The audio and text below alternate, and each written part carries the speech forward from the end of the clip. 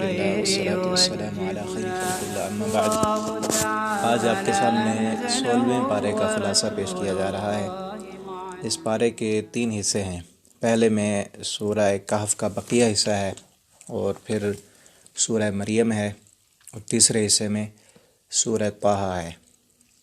پہلے حصے میں سورہ کہف کے بقیہ حصے میں 2 باتیں ہیں۔ ایک حضرت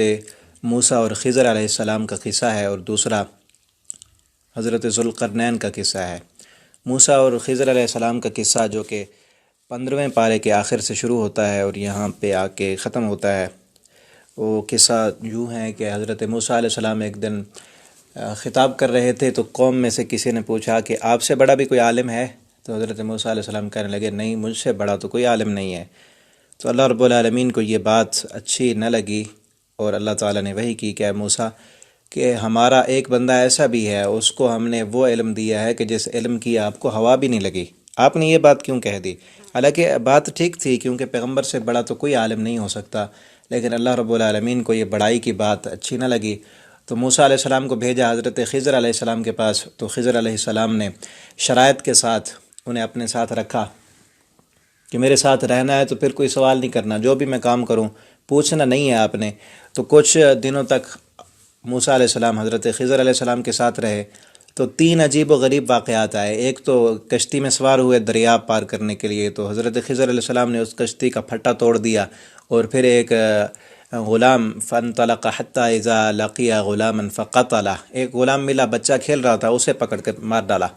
اور تیسرا پھر ایک بستی میں گئے، وہاں سے استطعم، وہاں سے کھانا مانگا، کھانا کھانے کے لیے بھوکے تھے، تو انہوں نے کھانا نہیں دیا،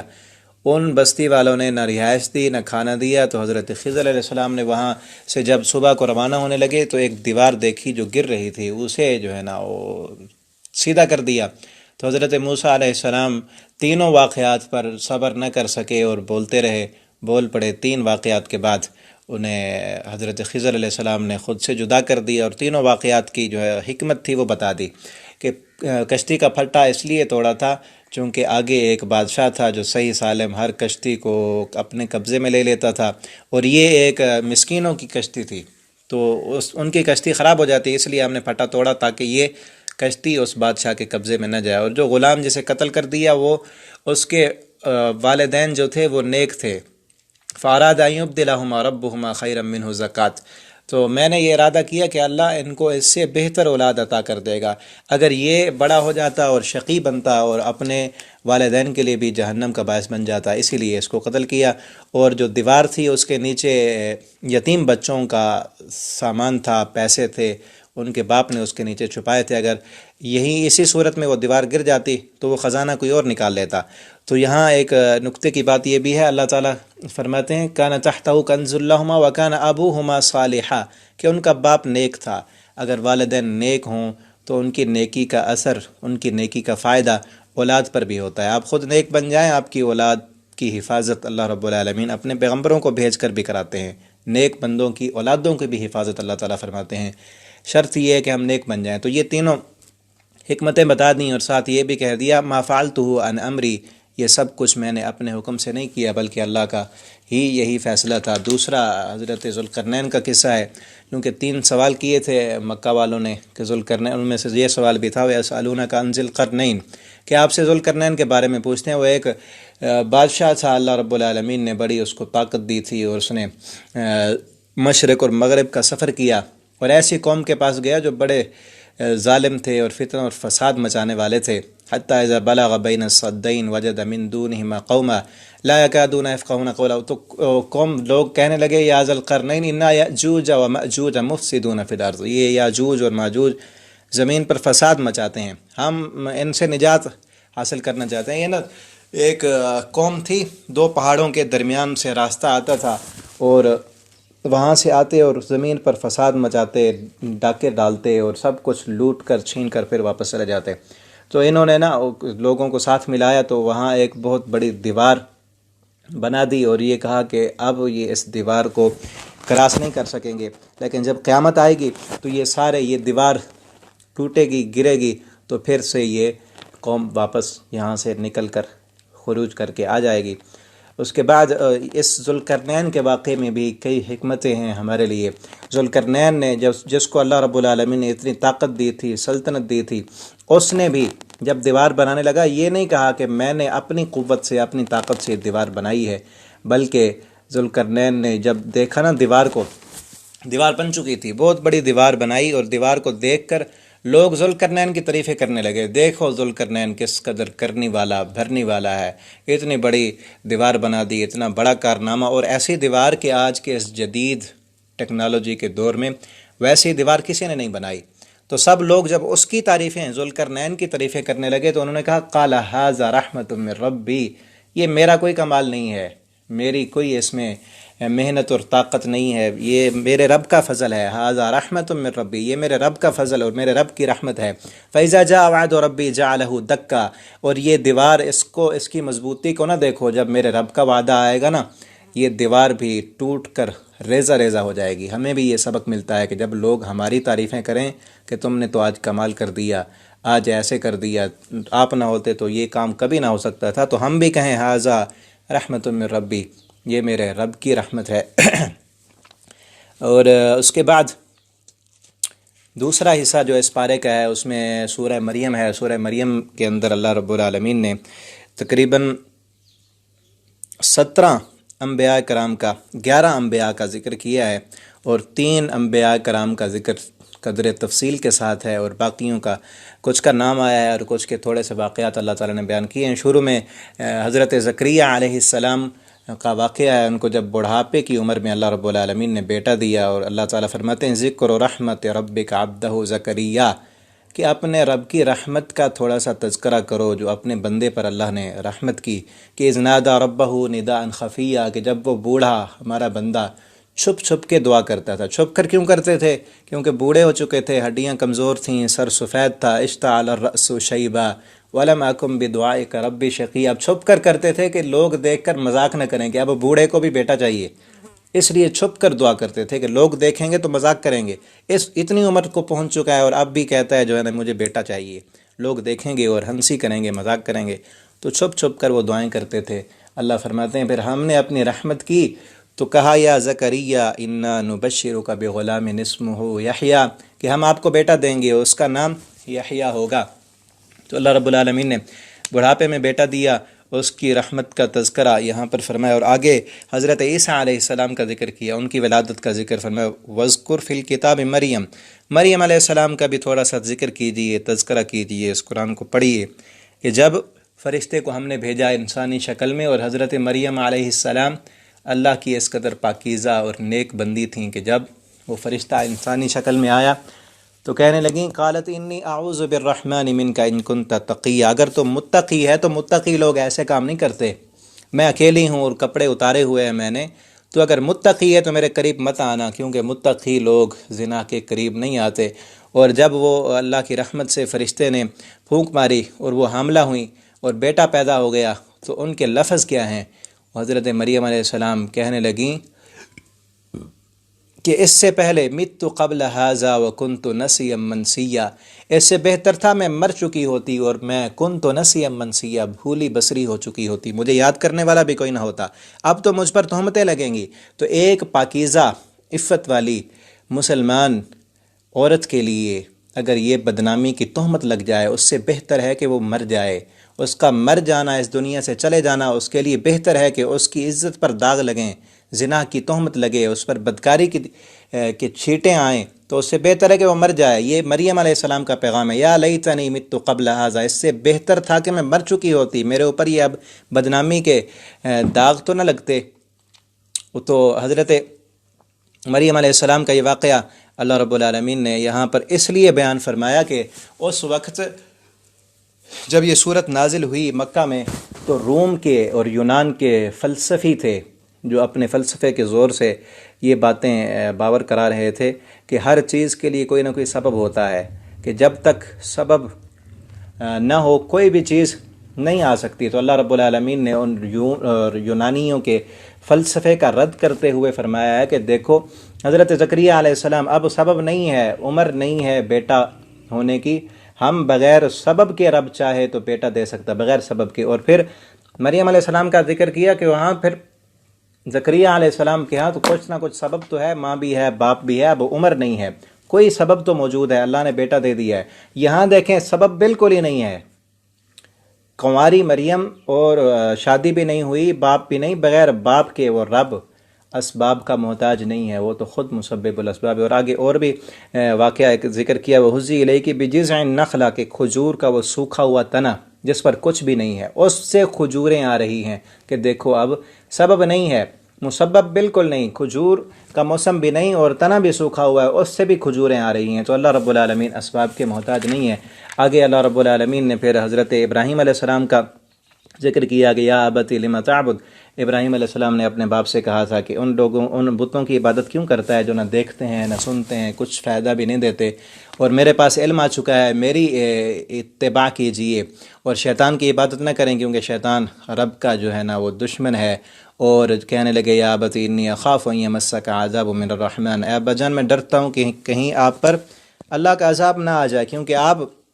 شیطان کی عبادت کر رہے ہیں اور شیطان کو اپنا دوست بنایا ہوا ہے۔ تو باپ نے نہ مانا اور حضرت ابراہیم علیہ السلام کو دھتکار دیا اور کہا کہ لارجمنک وہجرنی ملیہ، میں تجھے پتھر ماروں گا اور یہاں سے بھگا دوں گا۔ تو ابراہیم علیہ السلام نے کہا السلام علیک، پھر آپ پر سلامتی ہو، میں جا رہا ہوں۔ آگے حضرت اسحاق علیہ السلام کا ذکر کیا، یعقوب علیہ السلام کا، حضرت موسیٰ علیہ السلام کا اللہ تعالیٰ نے ذکر کیا، حضرت اسماعیل، ادریس، حضرت نوح اور حضرت آدم علیہ السلام اور حضرت ابراہیم علیہ السلام کا، سب انبیاء کا ذکر کر کے پھر اللہ رب العالمین نے قیامت کا تذکرہ کیا ہے اور کہا کہ وَيَقُولُ الْإِنسَانُ أَإِذَا مَا مِتُّ لَسَوْفَ أُخْرَجُ حَيًّا، انسان کیا سمجھتا ہے کہ جب میں مر جاؤں گا لَسَوْفَ أُخْرَجُ حَيًّا، پھر بھی مجھے دوبارہ زندہ کیا جائے گا۔ أَوَلَا يَذْكُرُ الْإِنسَانُ، کیا یہ انسان کو یہ یاد نہیں کہ أَنَّا خَلَقْنَاهُ مِن قَبْلُ، اس سے پہلے جب یہ نہیں تھا اس کو کس نے بنایا تھا؟ جب ایک وقت ایسا تھا کہ یہ نہیں تھا، تو جس نے اس کو پہلی دفعہ بنایا ہے وہی رب اس کو مارنے کے بعد جب یہ مر جائے گا، اس کی ہڈیاں گل سڑ جائیں گی، دوبارہ وہی رب اٹھانے پر قادر ہے۔ اور پھر قیامت کا تذکرہ کرتے ہوئے فرمایا یوم نحشر المتقین الی الرحمن وفدا، جو دنیا میں متقی ہیں، اللہ سے ڈرتے ہیں، قیامت پر ایمان رکھتے ہیں، وہ اللہ کے ہاں وفد کی صورت میں آئیں گے، جس طرح قیادت کرتے ہوئے ان کے رہبر ہوں گے نبی ہمارے محمد الرسول اللہ صلی اللہ علیہ وسلم، اور اللہ رب العالمین ان کی مہمان نوازی کریں گے۔ اور فرمایا وَنَسُوقُ الْمُجْرِمِينَ إِلَى جَهَنَّمَ وِرْدًا، کہ مجرم لوگ جو ہیں وہ پیاسے جہنم کی طرف ہانکے جائیں گے، ان کے پیچھے آگ ہوگی۔ اور لا يملكون الشفاعة الا من اتخذ عند الرحمن عهدا، وہاں پر ان کے لیے کوئی سفارشی نہیں ہوگا کہ ان کی سفارش کر سکے۔ وما ينبغي للرحمن، یہ جو لوگ دنیا میں اللہ کے بیٹے بناتے ہیں اور اللہ کے ساتھ شرک کرتے ہیں، قیامت کے دن پھر انہیں جہنم میں ڈال دیا جائے گا۔ اور فرمایا ان الذين آمنوا وعملوا الصالحات سيجعل لهم الرحمن ودا، اور جو لوگ ایمان لائے اور نیک عمل کیے ان کے ہاں اللہ رب العالمین کے ہاں مہمانی ہوگی۔ آگے تیسرا حصہ جو اس پارے کا ہے اس میں سورہ طٰہٰ ہے۔ سورہ طٰہٰ کے اندر 3 مضامین بیان ہوئے ہیں۔ سب سے پہلے نمبر پر اللہ رب العالمین نے اپنے نبی محمد الرسول اللہ صلی اللہ علیہ وسلم کو یہ تسلی دی ہے۔ آپ صلی اللہ علیہ وسلم نے قرآن جب اترتا نازل ہوتا تو 3 قسم کی آپ زبردست محنتیں شروع کر دیتے اور اپنے آپ کو تھکا دیتے۔ سب سے پہلے نمبر پر تو آپ قرآن کو اس قدر یاد کرتے اور بار بار پڑھتے، اتنا پڑھتے کہ آپ رات کو کھڑے ہو کر پڑھ کے آپ کے پاؤں مبارک سوج جاتے، اور پھر اس پر خود بھی عمل کرنے کی کوشش کرتے۔ اور تیسرے نمبر پر اتنا اس قرآن کی تبلیغ کے لیے لوگوں کے پیچھے بھاگتے کہ اپنے آپ کو ہلکان کر دیتے۔ تو اللہ رب العالمین نے آپ کو تسلی دی ہے کہ اس قدر ان کے پیچھے بھاگنے اور اتنی محنت کرنے کی ضرورت نہیں ہے۔ طٰہٰ ما انزلنا علیک القرآن لتشقیٰ، ہم نے آپ پر قرآن اس لیے نہیں نازل کیا لتشقیٰ کہ ہم آپ کو مشقت میں ڈال دیں، جتنا آسانی سے ہو سکتا ہے اور جتنا آسانی کے ساتھ آپ کی طبیعت، آپ کا جو ہے نا جسمانی صلاحیتیں اور طاقتیں جتنی ہیں اتنا ہی آپ لوگوں کے پیچھے اس قرآن کو، اس کی دعوت کو پہنچائیں۔ الا تذکرۃ لمن یخشیٰ، اس قرآن کی نصیحت کو تو وہی قبول کرے گا من یخشیٰ، جو ڈرنے والا ہے، جو اللہ سے نہیں ڈرتا اس کے پیچھے جتنا مرضی بھاگ لیں اس نے نہیں ماننی بات۔ تنزیلا ممن خلق الارض والسماوات العلی، یہ قرآن اللہ رب العالمین کی طرف سے نازل کیا گیا ہے۔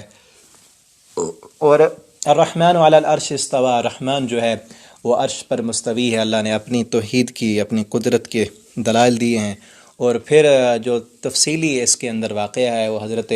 موسیٰ علیہ السلام کا ہے۔ وَهَلْ أَتَاكَ حَدِيثُ موسیٰ، یہاں سے شروع ہو رہا ہے کہ آپ کے پاس موسیٰ علیہ السلام کی خبر نہیں آئی، اِذْ رَأَىٰ نَارًا فَقَالَ لِأَهْلِهِمْ كُثُوا۔ اور اس میں جو موسیٰ علیہ السلام کا بڑا تفصیلی واقعہ بیان ہوا ہے، اس کو ہم کئی نام، اس کے کئی عنوان اس کو دے سکتے ہیں، مثلاً کہ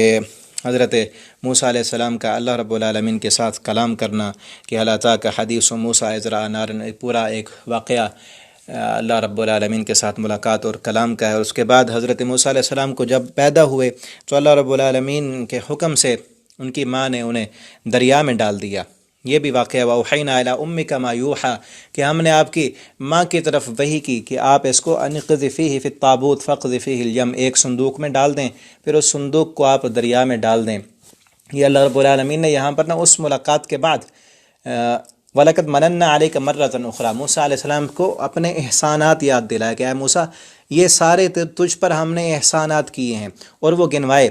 کہ ہم نے آپ کو اس تابوت میں رکھا، پھر وہاں سے استمشی اختو کا، آپ کی بہن اس تابوت کے ساتھ ساتھ چلتی تھی، اور پھر ہم نے کیا کیا کہ پھر کئی سال تک آپ وہاں پر مدین میں جا کر رہے۔ فَلَبِثْتَ سِنِينَ فِي أَهْلِ مَدْيَنَ ثُمَّ جِئْتَ عَلَىٰ قَدَرٍ يَا موسیٰ، اور پھر آپ کے ہاتھوں جو ہے نا ایک قبطی آدمی کا قتل ہو گیا، وَقَتَلْتَ نَفْسًا فَنَجَّيْنَاكَ مِنَ الْغَمِّ، آپ نے ایک بندے کو وہاں قتل کر دیا تھا، اور پھر ہم نے آپ کو قصاص سے بچایا تھا کہ لوگ آپ کو وہاں قصاص کے طور پر مار دیتے، اور آپ کی جو ہے نا پرورش وہاں پر فرعون کے محل میں ہوئی، بلکہ فرعون کے خرچے پر اس فرعون نے دوبارہ آپ کو جو ہے نا آپ کی ماں کی طرف، فَرَجَعْنَاكَ إِلَىٰ أُمِّكَ كَيْ تَقَرَّ عَيْنُهَا، پھر ہم نے آپ کو آپ کی ماں کی طرف دوبارہ لوٹا دیا۔ کس طرح تدبیر کی کہ اس وقت فرعون جو بھی بچہ پیدا ہوتا تھا اسے مار دیتا تھا، تو ہم نے کتنا آپ پر احسان کیا۔ یہ ساری باتیں اللہ رب العالمین نے موسیٰ علیہ السلام کو یاد کرا کے آگے فرمایا کہ آپ بھی اور آپ کا بھائی بھی، اذهب انت واخوک بآیاتی، آپ اور آپ کا بھائی، یہ سارے احسانات ہم نے آپ پر اس لیے کیے تھے کہ اب آپ جائیں، اذهبا الی فرعون کی طرف جائیں، انہ طغی، کہ بے شک وہ سرکش بن چکا ہے، فقولا لہ قولا لینا، اور آپ نے جا کر وہ سرکش انسان، اس کے ساتھ بڑی نرمی اور پیار کے ساتھ، اخلاق کے ساتھ بات کرنی ہے، لعلہ یتذکر او یخشی، شاید کہ وہ ڈر جائے۔ یہاں پر ایک داعی کے لیے بہت بڑی نصیحت ہے کہ اللہ رب العالمین کو تو پہلے سے پتہ تھا کہ اس فرعون نے نہیں ماننی بات اور یہ جہنم میں جائے گا، اس نے نافرمانی ہی کرنی ہے اور کفر کی حالت میں ہی اس کی موت آنی ہے، لیکن اللہ رب العالمین نے پھر بھی حضرت موسیٰ علیہ السلام سے کہا کہ فقولا لہ قولا لینا، بڑی لین اور میٹھی اخلاق، با اخلاق والی گفتگو آپ نے کرنی ہے، کوئی کڑوی بات اور اس کو جا کر اس پر کوئی فتوے نہیں لگانے۔ یہاں سے ہمیں یہ نصیحت ملتی ہے کہ جو مرضی ہو جائے، ہمارا کام اخلاق کے ساتھ بات کرنا ہے۔ اور آگے پھر حضرت موسیٰ علیہ السلام جب فرعون کے پاس گئے، جا کر اس کو دعوت دی، وہ نہ مانا، اور اس نے کہا قال جئتنا لتخرجنا من ارضنا بسحرک یا موسیٰ، اے موسیٰ تو جادوگر ہے۔ اللہ رب العالمین نے وہ نشانیاں، علامتیں دی تھیں، وہ لاٹھی جو عصا سانپ بن جاتا تھا اور ہاتھ کو آپ بغل میں ڈال کر باہر نکالتے تھے، وہ چمکنے لگ جاتا تھا، تو کہنے لگا کہ تو یہ جادوگر ہے، اس لیے آیا ہے کہ تو ہمیں اس ہماری زمین سے ہمیں باہر نکال دے۔ فَلَنَأْتِيَنَّكَ بِسِحْرٍ مِثْلِهِ، ہم بھی تجھ جیسا جادو لائیں گے اور تیرے ساتھ مقابلہ کریں گے۔ پھر وہاں پر مقابلہ ہوا، اللہ رب العالمین نے حضرت موسیٰ علیہ السلام کو نجات دی۔ یہاں بھی تذکرہ ہے تھوڑا سا، اور 9ویں پارے میں بھی اس کا تذکرہ گزر چکا ہے، آگے بھی آئے گا 19ویں پارے میں۔ تو اس کے بعد اللہ رب العالمین نے وَلَقَدْ أَوْحَيْنَا إِلَىٰ مُوسَىٰ أَنْ أَسْرِ بِعِبَادِي، اللہ رب العالمین نے پھر وحی کی کہ آپ راتوں رات بنی اسرائیل کو لے کر اس بستی سے نکل جائیں۔ حضرت موسیٰ علیہ السلام نے اپنی قوم کو، بنی اسرائیل کو لے کر مصر سے نکلے، اور پیچھے فرعون اور اس کی فوجوں نے آپ کا تعاقب کیا، لیکن راستے میں اللہ رب العالمین نے دریا سے موسیٰ علیہ السلام کو اپنے قدرت کے ساتھ نکال دیا، اور فرعون اور اس کی سارے لشکر اور اس کی فوجیں اس میں غرق ہو گئیں دریا میں۔ اس کے بعد پھر نکل کر جب آگے گئے تو پھر سامری نے بچھڑا بنا لیا، وَأَضَلَّهُمُ السَّامِرِي، حضرت موسیٰ علیہ السلام پھر اللہ کی ملاقات کے لیے طور پہاڑ پر گئے تو پیچھے سے سامری نے جو ہے نا بچھڑا بنا لیا اور شرک پر لگ گئے، شرک پر لگا دیا۔ اب یہاں ایک اہم ترین بات اور نقطہ یہ ہے کہ حضرت موسیٰ علیہ السلام کی قوم کو اللہ رب العالمین نے فرعون کی غلامی سے آزادی دی، اور جیسے ہی باہر نکلے تو سامری نے ایک بچڑا بنایا، تو اللہ رب العالمین نے یہ عذاب مسلط کیا کہ میں نے تمہیں نجات دی تھی، اب تم نے شرک کیا ہے، اب تمہیں مارنے کے لیے وہ فرعون کی فوجیں نہیں آئیں گی، بلکہ اب تم آپس میں لڑتے رہو گے، ایک دوسرے کو قتل کرو گے، ایک دوسرے کو مارو گے۔ وہی ہوا بنی اسرائیل میں، اور آج تک یہودی ایک دوسرے کے خلاف ہیں۔ تو ہم بھی دیکھیں،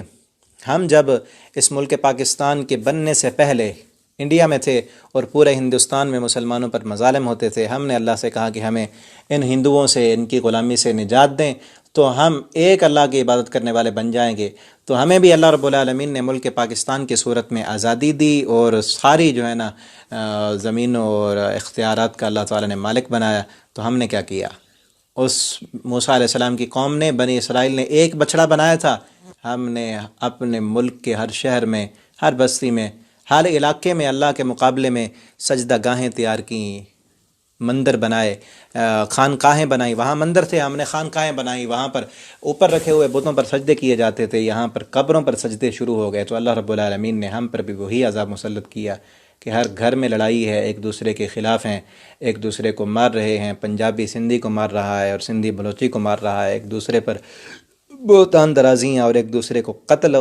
و غارت اس قدر عام ہے کہ ہر دن ہر اخبار بھری ہوتی ہے، کہیں پر غیرت کے نام کے قتل ہوتے ہیں، کہیں پر خاندانی تعصب کی وجہ سے قتل ہوتا ہے۔ یہ سبب اور وجہ یہی ہے کہ ہم نے ملک لیا تھا کہ خالصتاً اللہ کی عبادت کریں گے، اور اس میں بھی ہم نے شرک و بدعات کی۔ اللہ رب العالمین ہمیں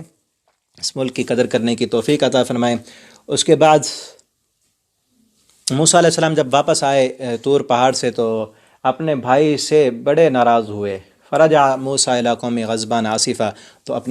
ان کے بھائی نے کہا کہ یہ میرا کام نہیں ہے، یہ تو سامری نے ان کو اس کام پر لگا دیا ہے، میں نے تو نہیں کہا تھا۔ اس کے بعد آگے اس پارے کے آخر میں اللہ رب العالمین نے جو تیسرا اس صورت کا حصہ ہے، حضرت آدم علیہ السلام کا ذکر کیا ہے۔ وَإِذْ قُلْنَا لِلْمَلَائِكَةِ اسْجُدُوا لِآدَمَ، کہ آدم علیہ السلام کو بنایا تو پھر فرشتوں سے کہا کہ اسے سجدہ کرو، ابلیس نے نہ کیا،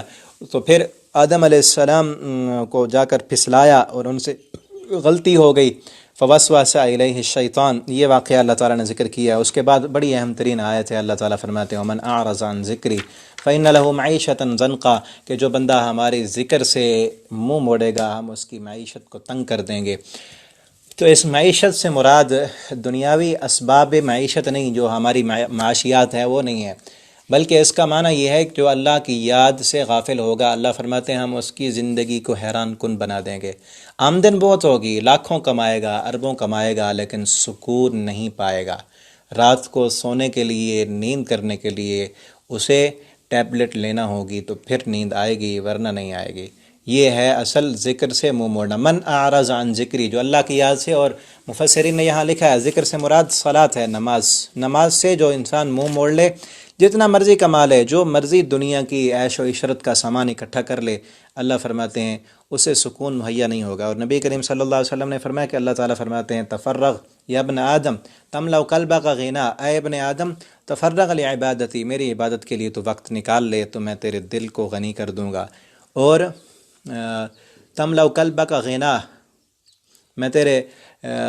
تجھے فضول کاموں سے بچا لوں گا اور تیرے دل کو غنی کر دوں گا۔ اور اگر تیرے پاس میری عبادت کے لیے وقت نہ ہوا، نماز کے لیے وقت نہ ہوا، تیرے پاس میرا قرآن پڑھنے کے لیے وقت نہ رہا، قرآن سننے کے لیے وقت نہ رہا، مسجد میں جانے کے لیے، درس سننے کے لیے، جمعہ سننے کے لیے وقت نہ ہوا، تو پھر اللہ فرماتے ہیں میں تیرے اوپر یہ عذاب مسلط کروں گا کہ تیرے ہاتھوں کو فضول کاموں میں لگا دوں گا۔ سارا دن کام کرے گا لیکن پلے کچھ نہیں پڑے گا، پھر بھی تیرے کام بکھرے ہوئے ہوں گے، اور پھر تیرے دل کی فقیری بھی کبھی ختم نہیں ہوگی۔ تو اللہ رب العالمین سے دعا ہے اللہ تعالی ہمیں زیادہ سے زیادہ اپنی عبادت کرنے کی، نماز پڑھنے کی، ذکر کرنے کی، قرآن پڑھنے کی توفیق عطا فرما دیں، اور اللہ رب العالمین اس قرآن کو ہمارے لیے قیامت کے دن سفارش کا ذریعہ بنا دیں۔ آخر دعوانا الحمد للہ رب العالمین۔